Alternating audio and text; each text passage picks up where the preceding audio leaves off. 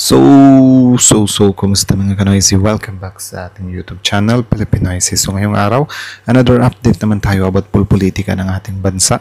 So, ang video to is mula na naman kay Boss Balita TV. So, supportahan nyo yan. So, meron itong pamagat na Ombudsman inutusan na. Grabe, PBBM kinulat VP Sara convicted sa pwesto? Question mark.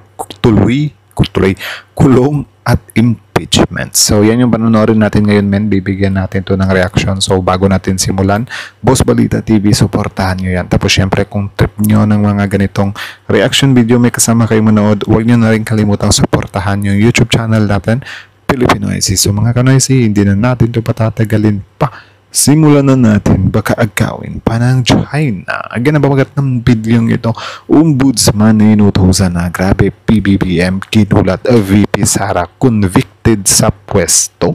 Question mark, kulong at impeachment. So, kayo na lang din bahalang humusgapin sa loob ng bidyong to. So, again, Boss Balita TV, Pilipinoisy, like, comment, share, subscribe. Start. Na balita, grabe ang Kongreso pinakita ng dapat i-impeach si Vice President Sara Duterte, inutusan ng Ombudsman.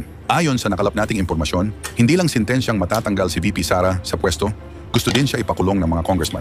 Pinadalhan na kasi nila ng writ of summon kapag hindi siya sumagot guilty ang hatol sa impeachment trial. Actually, may sagot na si VP Sara. Nakita ko lang sa balita sa ABS-CBN. At ang gusto niya or yung response niya, ibasura yung impeachment. Grabe Ano yun? Centavos lang ba yung nadekwat nun? Grabe ang Kongreso pinakita ng dapat i-impeach si Vice President Sara Duterte, inutusan ng Ombudsman. Tara panoorin natin. Opo, last na po, sorry sir. Para lang mas maintindihan ng ating mga kababayan, kapag sabay umusad yung impeachment trial at dun nga sa proseso sa Ombudsman, ano po yung maaaring maging parusa sir sa pag na-convict si VP Sara, kung sakali lang sa impeachment trial at kung ma-convict din siya dito nga sa proseso naman ng Ombudsman? Just for context lang po sa ating mga kababayan, kasi baka sabihin nila bakit may dalawang proseso pang nagaganap, para lang maintindihan yung pagkakaiba nung magiging resulta kung sakali. Okay. Sa impeachment trial po, dalawa lamang ang po pwedeng maging sentensya dyan. Unang-una, tanggalin siya sa kanyang posisyon.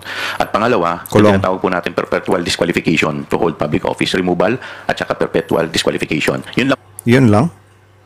So, hindi siya makukulong? Or ibang usapan yung pagkakakulong?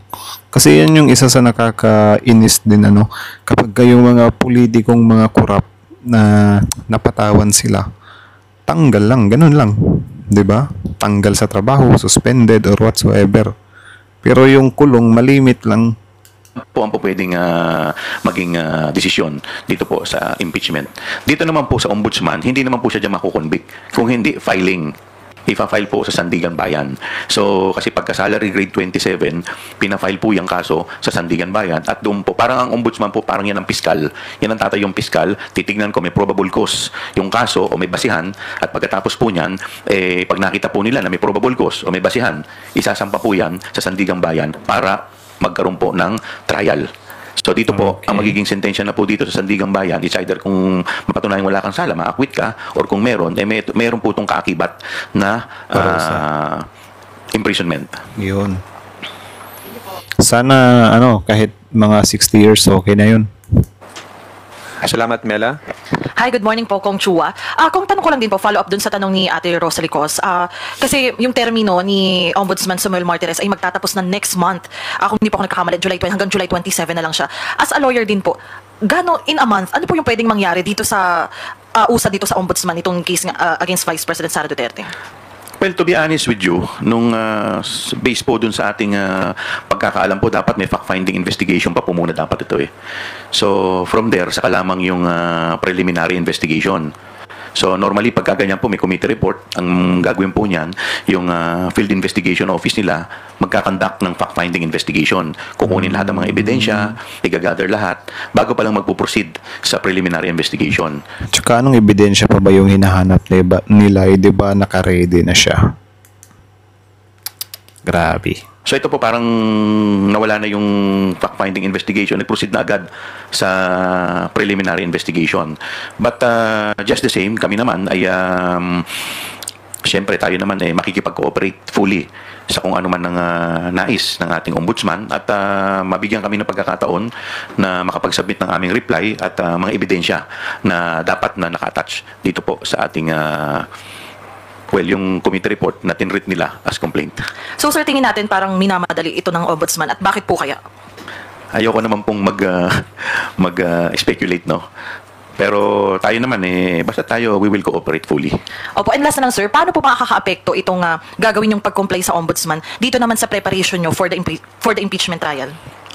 Well, kung mapapanood sana ng ombudsman yung impeachment, baka at least dito sa impeachment, medyo marami pa silang madidiscover na ebidensya. Mas maganda for us, di ba? Tama. But just the same, kung talaga namang Ang tanong, matutuloy ba yung impeachment na yan? Kasi pinipigilan nila eh. Di ba? Pinapatay nila yung oras eh.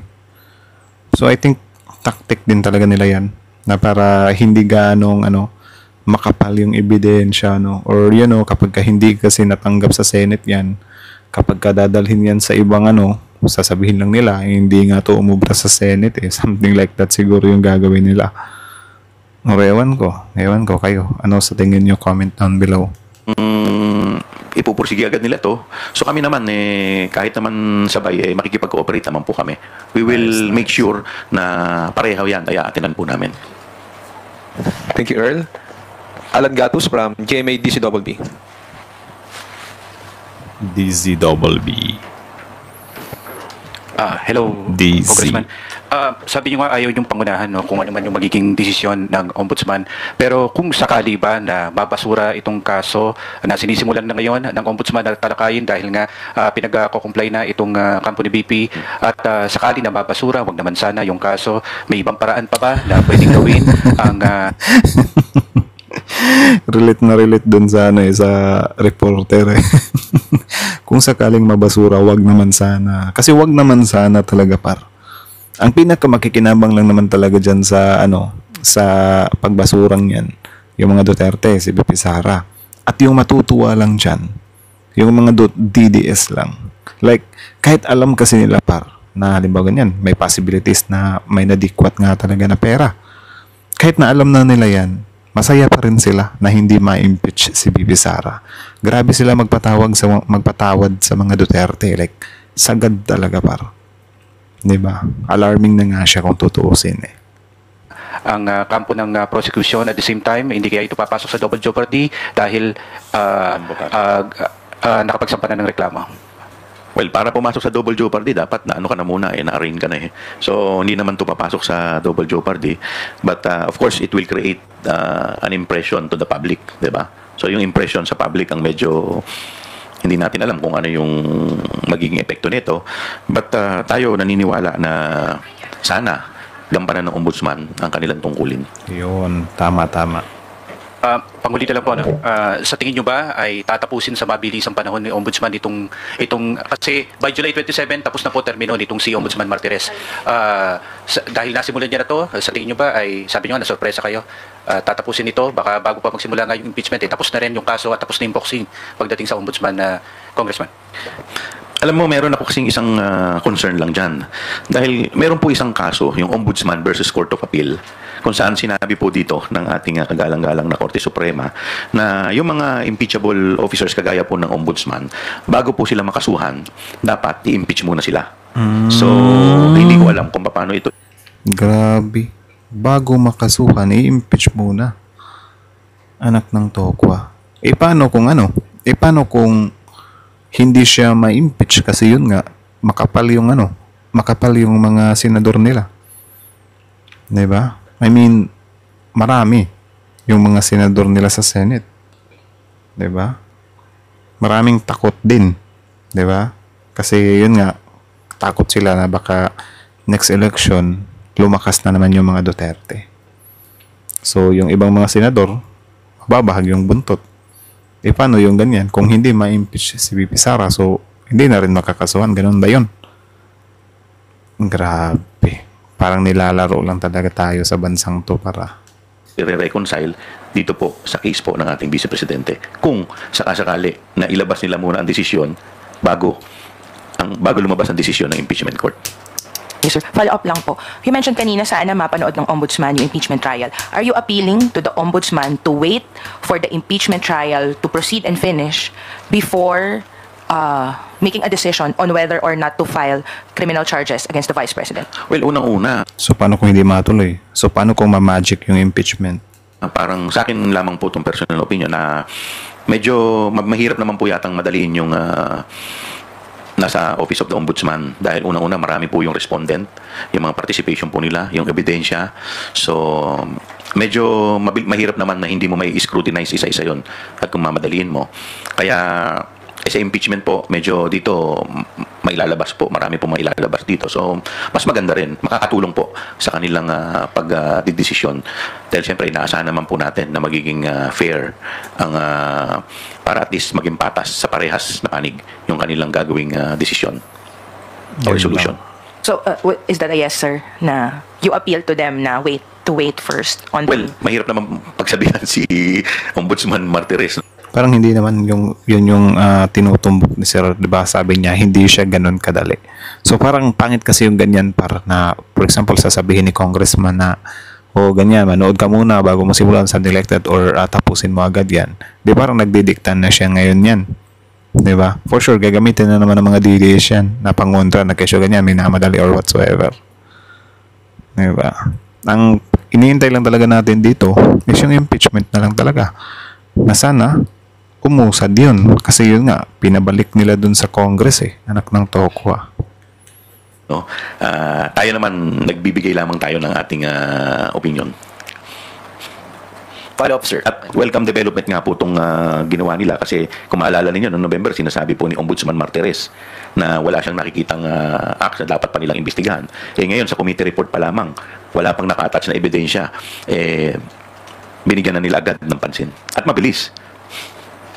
Sir, on that other side of the matter lang din, sabi nyo nga po, mahirap naman na pangunahan yung ombudsman with their process. If at any case, the ombudsman find enough evidence and file before the Sandigan Bayan cases versus VP Sara Duterte na halos kasabay ng impeachment trial, would that now strengthen the cases and articles of impeachment to be presented with the prosecution team? Pwede.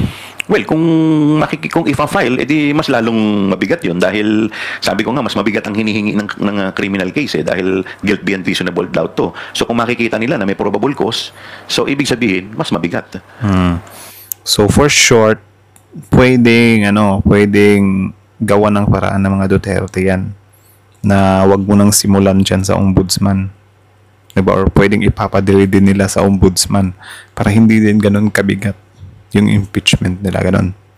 Pero I think mabigat talaga Actually, yung mga senador lang naman nila yung sobrang grabe yung expectation. 'Di ba? Tapos, tingnan nyo, kapag hindi ma-meet yung expectation ng mga yan, sasabihin nila, kawawa na yung Pilipinas, itim na yung bansa, anak ng Tokwa. Last na lang, sir, for the record, nabanggit na rin po ito sa mga committee hearings natin during the OVP and DepEd confidential funds. Pero bakit po nire-recommenda ng committee ang kasong plunder versus VP Sara Duterte?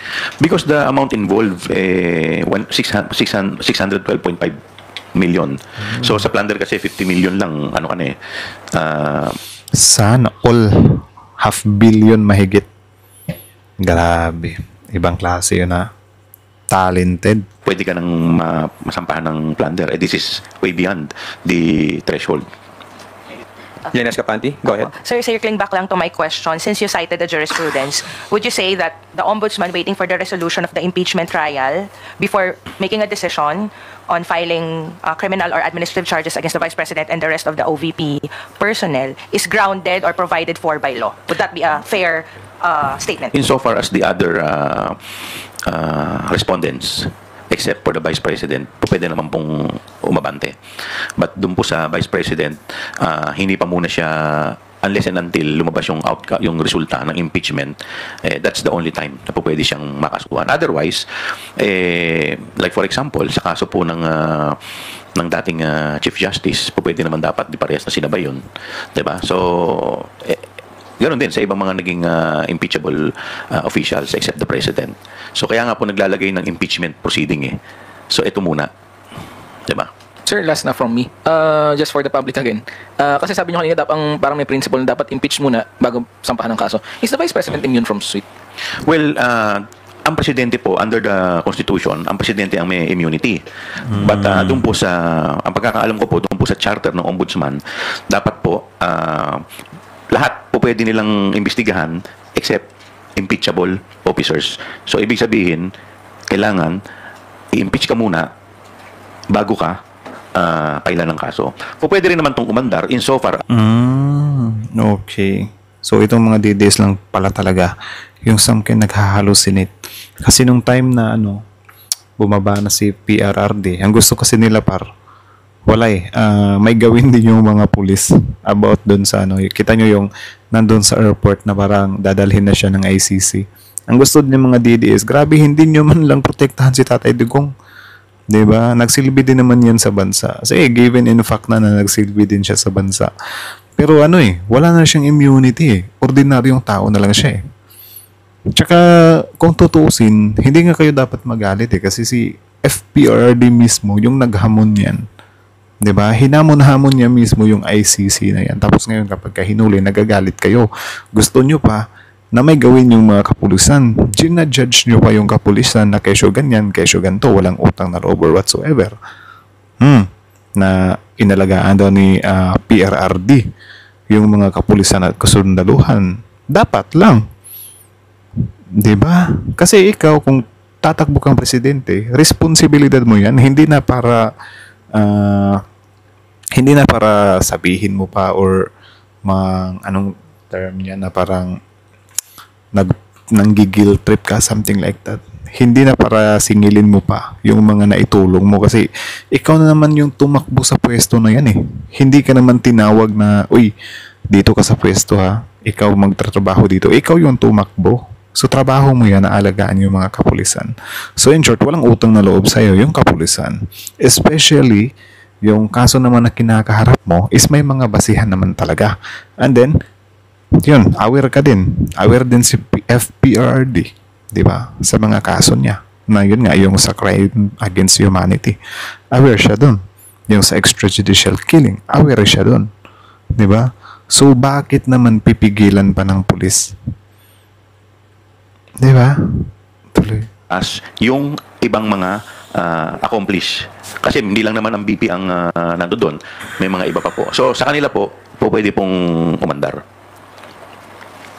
Thank you, Gab. Earl Tobias again from IBC 13. Sir, nasagot na yung clarification from Kuya Gab.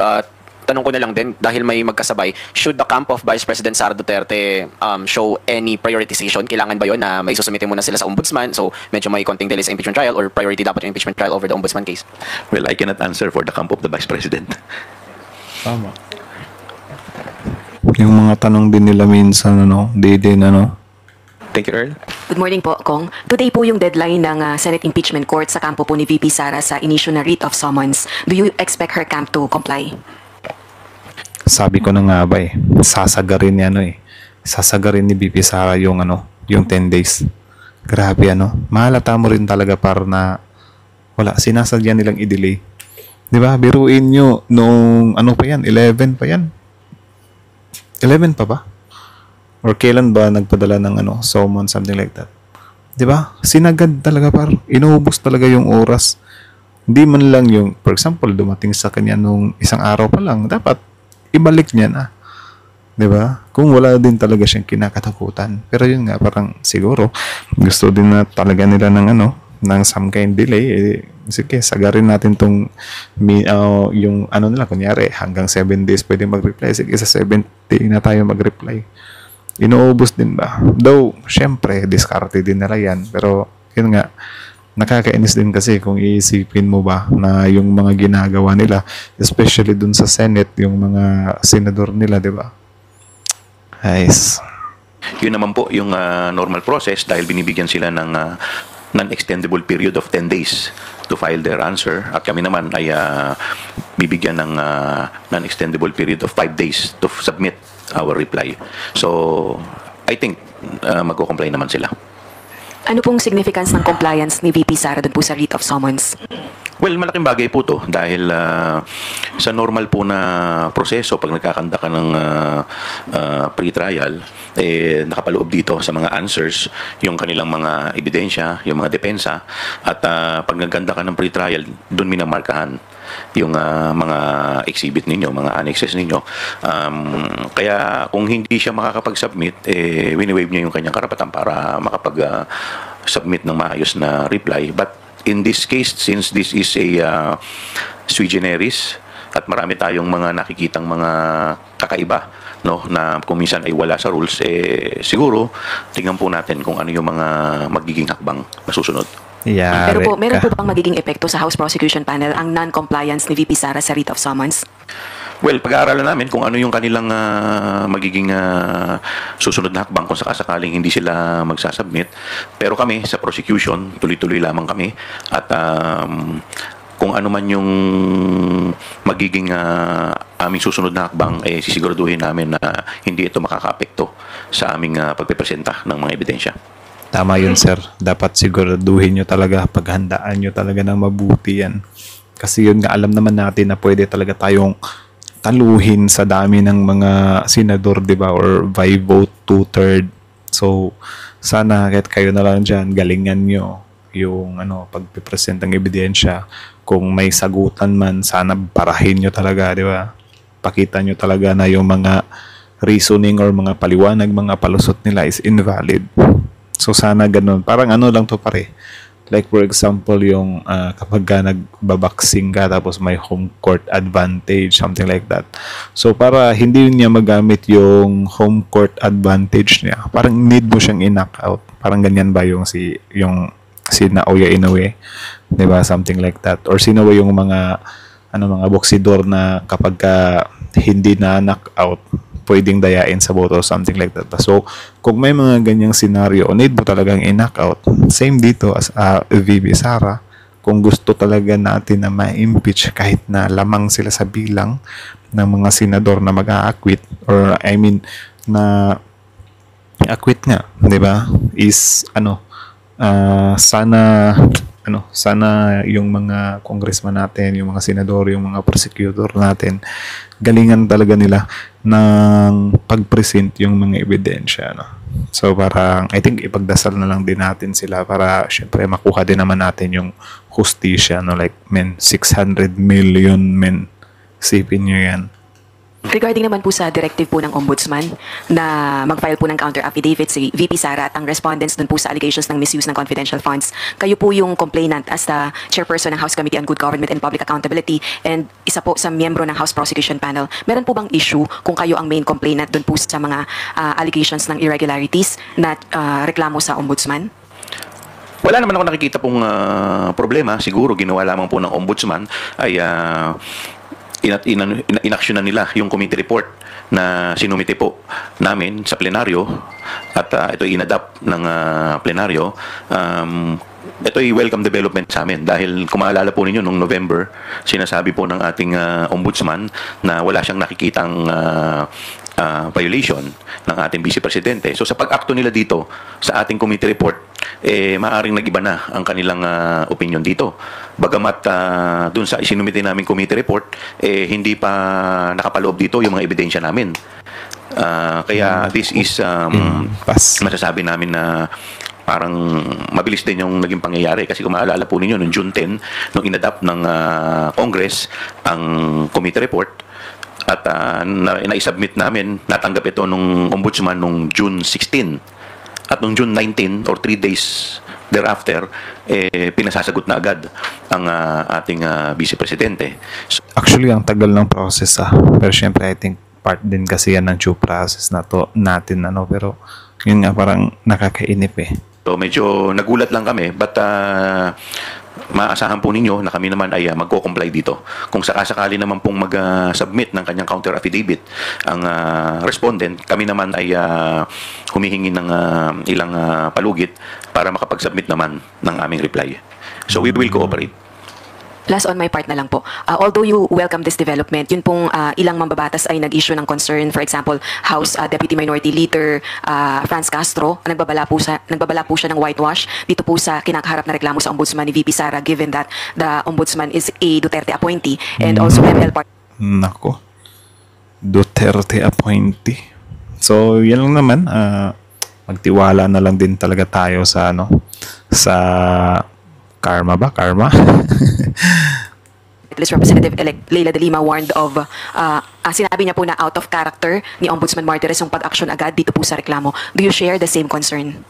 Well, masasabi po natin na na-surprise din kami dahil sa ganitong sitwasyon.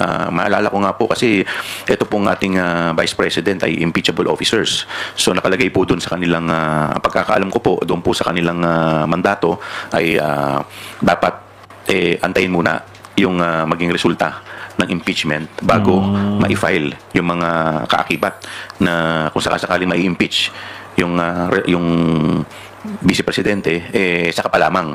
So, maipa-file yung mga iba pang mga charges, no? So, si VP Sara ngayon, in short, tigas-tigasan lang pala siya. Pero deep inside, parang worried na talaga yan so much, ganun. Diba? Ngayon nga, lumilipad na nga dun sa ibang bansa. Tapos, I think, nagpapapungo agad. Like, parang mapapaaga yung election campaign natin ngayon, Kaya medyo na-surprise rin kami sa bilis ng trabaho ng ating ombudsman. But just the same, ito po yung wini-welcome namin at kami ay makikipag-cooperate fully. So ayaw naman po namin mag-insinuate kung ano ang nasa isip ng ating ombudsman. Baka kung makita po nila ang aming mga ebidensya, magbago ang kanilang isip. But the mere fact na inadapt nila yung aming committee report nang hindi pa man din naka-attach dun yung mga ebidensya, ibig sabihin po nun, malamang nakikita po nila, meron na pong probable cause. Yun lang. Doon talaga yan, doon talaga yan sa tawag dyan, ebidensya magkakataluan. So, narinig nyo naman yun si Sir, na kung makikita lang nila to, diba, baka maaaring magbago pa yung mga isip nila. So anyways, hanggang dito na lang muna para tapusin niya lang video to. Original video link in the description box below, panoorin nyo ng buo. So I think hanggang dito na lang muna tayo, or maybe gawan natin to ng part 1. So again, ang video to is mula kay Boss Balita TV. Supportahan nyo yan. Original video link in the description box below, panoorin nyo rin, subscribe nyo rin. Tapos syempre, bago nyo iwan yung YouTube channel natin, Filipino IC, don't forget to like, comment, share, subscribe. So kita nyo naman yun, par, diba? Sa ombudsman din. Pero yun nga, parang ang gulo-gulo or nakakalito din kung iisipin kung ano ba yung mas magandang gawin dyan. For me, sana mas maganda yung dito muna sa ombudsman, para yun nga malakas-lakas yung yung laban. I mean, mas lalong lalakas kasi I think kahit wala naman siguro yung ombudsman na parang pure impeachment lang, nandiyan naman yung mga prosecutor natin, diba, na willing ding makipagbardagulan sa part na yan. So yun nga, lang talaga natin dito is some kind dasal natin na sana magtagumpay, and the same time sana mabibigat yung mga mabibigat yung mga ebidensya nila na kaya talagang sampalin yung pagiging diehard, kasi doon tayo parang parang tagilid doon sa pagiging diehard ng pagiging diehard ng mga ilang senador, 'di ba? Na doon mismo sa kampo nila Duterte, 'di ba? Sobrang diehard ng mga senador na, biruin nyo. Hindi pa man nila nakikita yung article of impeachment, magno-no na daw agad sila. And then sana meron silang surprise attack, ganun, 'di ba? Para magkakagulatan talaga. Para tayo din sa sarili natin, parang dadating din naman tayo sa buhay natin na hindi siya magbubunyi, parang magdidilim na naman yung paningin ng mga DDS, kasi yun nga, kita nyo naman yung about dun sa pagkaka-arrest na FPRRD. Di naman talaga inakala ng mga DDS yun, kasi yun nga, ang akala nila ICC, hindi na tayo member ng ICC. So, nagulat na lang tayo, pinadaan sa Interpol, naisahan. So, sana yung impeachment ni VP Sara din, ganyan din, na parang wag lang tayong umasa dyan sa wag lang tayong umasa dyan sa vote ng mga senador, kasi lugi talaga tayo. Kasi nagsisilabasan na talaga yung mga totoong mga supporter ng mga Duterte at yung mga balimbing ng mga senador at yung iba naman is mga new fan, something like that. Diba? So sana magawa nila to ng paraan. So anyways, hanggang dito na lang muna. So kayo comment down below. Grabe. Yung sa ombudsman din, ombudsman ba yun? Na parang, siya, appointee ng mga Duterte. Parang ang gulo-gulo, Bakit kailangan pang humantong sa ganyan? So sana yung taong yan maging fair talaga siya, I think ito yung magandang mga example na, for example, si VP Sara, for example lang naman to, kakampi niya yung may mga prosecutor, may mga senator, something like that, na parang ilalaglag talaga nila itong impeachment na to kahit sobrang bigat ng parusa. Sana after their term or sana next year, something like that, is mapanagot sila or panagutin sila. Sana ganun kasi hindi pwede yung ganyan 'di ba? Na sobrang laki na nadekwat mo tapos ganyan lang ipapadismiss mo pa. Grabe. Parang parang namumulot lang ng tig-pipiso dun sa kalsada.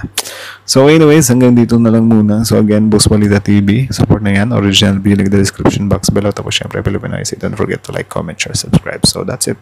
Thank you so much for watching. Pilipinoise is out.